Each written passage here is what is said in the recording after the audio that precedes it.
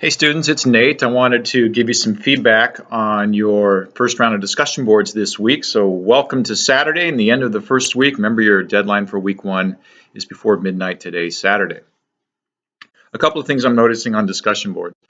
First off, for each discussion board, make sure that you are responding to another student's post. So that's in the discussion board instructions, but after you've posted, go back in and make sure you read a couple other students' posts and reply with some comments on the quality of their work, not from a critical standpoint, but anything you find interesting about how they approach the assignment. Respond to a student on each discussion board, please. And then regarding discussion board 2, I'm seeing a little bit of confusion on the difference between the marketing mix and the promotional mix. So please refer to your notes on that. I do have a lecture on that as well that top lines that. But the marketing mix is basically the 4 P's: product, price, place, and promotion. And companies differentiate themselves by picking typically one of those 4 P's to make themselves different from other competitors in the marketplace. For example, Apple really focuses on product differentiation, and they use the product component to make themselves different from other competitors in that segment. Regarding the promotional mix is different than the marketing mix. The promotional mix includes advertising, PR, personal sales, and sales promotion. So that is different from the marketing mix. Make sure you understand the difference between those two. That's in your textbook. It's also in the lectures from me on that chapter, and there's also the PowerPoints from the publisher that clarify that. But I'm seeing a lot of good work on discussion board 2. So thank you for diving right in.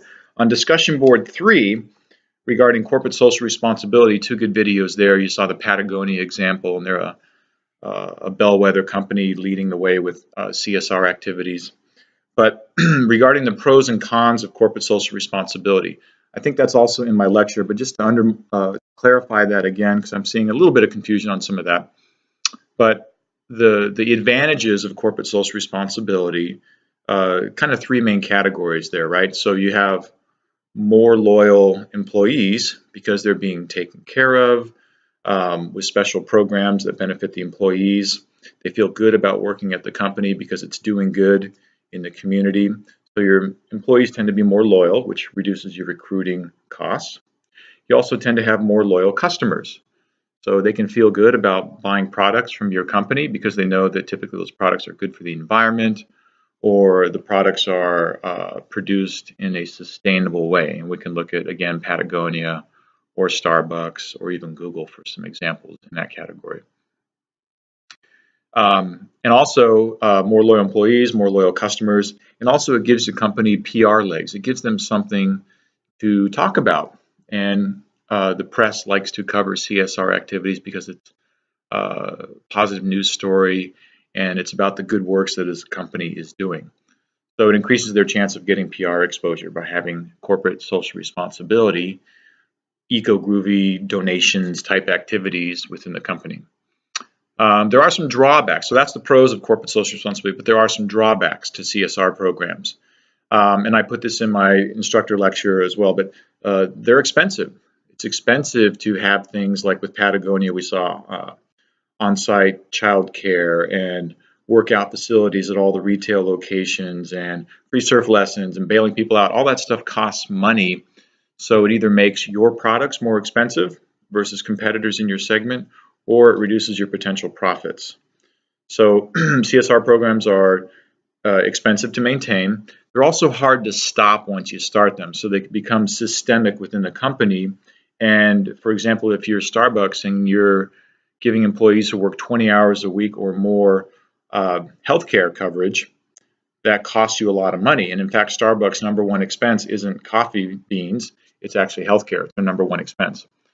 So if you were to take that benefit away, obviously those employees would be upset. So once you start adding in CSR activities, such as healthcare or stock options or any other good things that you're doing for employees in the company, they expect those, and if you take them away, you're going to have some problems. So they're expensive, they're hard to stop once you start them. And that also goes for customers and people in the community. If there's nonprofits that are receiving donations from your company and you suddenly pull those away because you can't afford them anymore, they're going to be upset. Expensive, hard to stop once started. And the third negative about CSR activities is they don't really make everybody happy in the company. Certainly investors want to focus on profits and increasing stock price, and that sometimes goes against the grain with CR activities, which are about eco-grooviness and keeping employees happy, and there can be some conflict there. Also, not all employees are going to love whatever you do for employee CSR activities. For example, on-site childcare sounds like a great idea, but only if you're a parent, right? And you have small kids that need childcare. If you're somebody who works at Patagonia and you don't have kids, or frankly don't even like kids, having an on-site childcare facility doesn't really resonate with you. So those are the pros and cons. Make sure you understand those differences as you're diving into those CSR questions for discussion board 3. But so far, great work. Make sure that you are replying to another student's post on each discussion board.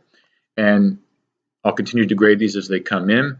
And if you see your score and it's not a full .60, then you can click on that grade and there'll be my comments underneath that score so you can find out what you did. And you can also look on the good discussion board examples, which are always posted after the deadline. So that's after Sunday, because these are due Saturday of each week.